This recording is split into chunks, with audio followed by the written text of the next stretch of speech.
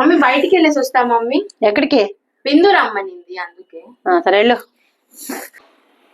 Hi aunty, Deepu ఉందా? అదేంటి బిందు నీ దగ్గరకే వచ్చింది కదా?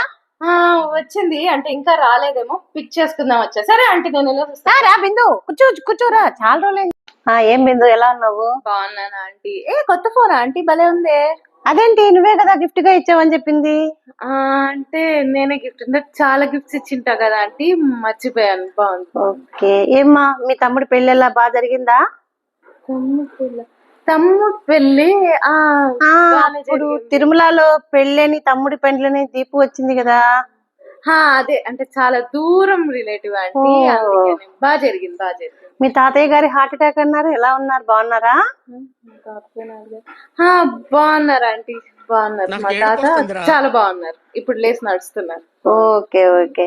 సరే ఆంటీ నేను ఉండు, కూర్చో. లేదంటే కొంచెం పని ఉంది. బాయ్. సరే మరి, ఓకే బాయ్. అమ్మో, 1 గంట ఇంత దారుణంగా ఉంటుంది అనుకోలేదు. కొంచెం ఉంటే ఆంటీ చేతిలో సచ్చేదాన్ని. ఇది నన్ను వాడుకొని అడ్డమైన అబద్ధాలు చెప్తాను. ఫస్ట్ దీని కథ చెప్పాలి.